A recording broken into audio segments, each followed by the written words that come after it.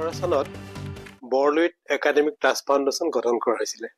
এটা মহৎ উদ্দেশ্য লৈ পেলাই আমি এই ন্যাসটো গঠন কৰিছিলোঁ বিশিষ্ট কেইজনমান শিক্ষাবিদৰ সহযোগত। তেতিয়াৰ পৰা আমি চাওলুং চুকাফা বিশ্ববিদ্যালয় এখন বিশ্বমানৰ বিশ্ববিদ্যালয় প্ৰতিষ্ঠাৰ কাৰণে পৰিকল্পনা এটা কৰিছিলোঁ আৰু সেই পৰিকল্পনাটো আগবঢ়াই নিবৰ কাৰণে আমি অসম চৰকাৰক বহুতবাৰ যোগাযোগ কৰিছিলোঁ আৰু আমাৰ মাননীয় মুখ্যমন্ত্ৰীয়ে আমাক প্ৰতিশ্ৰুতি দিছিল যে আমি এই বিশ্ববিদ্যালয়ৰ কাৰণে এখন বিল উত্থাপন কৰিম, সময়ত আপোনালোকে এইটো গম পাব।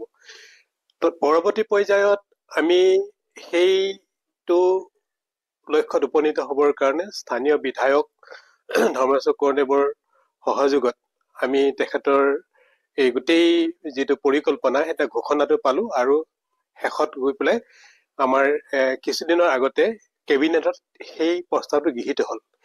এই ক্ষেত্ৰত স্থানীয় বিধায়ক আমাৰ মাননীয় ধৰ্মেশ্বৰ কোঁৱৰদেৱৰ বলিষ্ঠ ভূমিকা আছে।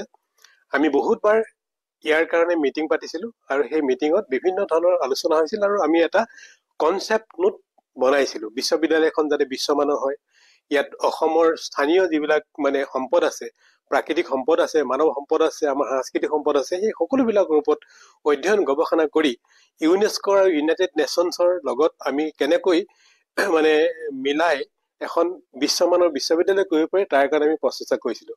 আৰু এই ক্ষেত্ৰত বিশেষভাৱে আজি অসমৰ কাৰণে, কেৱল চৰাইদেউবাসীৰ কাৰণে নহয়, সমগ্ৰ অসমবাসীৰ কাৰণে এটা ঐতিহাসিক দিন। আজি আমি স্বয়ং উপস্থিত আছিলোঁ, বিলখন যেতিয়া উপস্থাপন কৰিছিলোঁ বিধানসভাত, তেতিয়া আমি স্বয়ং উপস্থিত আছিলোঁ আৰু সৰ্বসন্মতক্ৰমে বিধানসভাত এখন কোনো আপত্তি নোহোৱাকৈ বিধানসভাত বিলখন পাছ হোৱাৰ কাৰণে আমি বৰ আনন্দিত হৈছোঁ। আৰু এই বিশ্ববিদ্যালয়ে নিশ্চিতভাৱেই অসমত উচ্চ শিক্ষাৰ এটা জাগৰণ আনিব আৰু অসমীয়া সভ্যতাক বিশ্ব আসাম টক্স আপোচবিহীন অসম কণ্ঠ।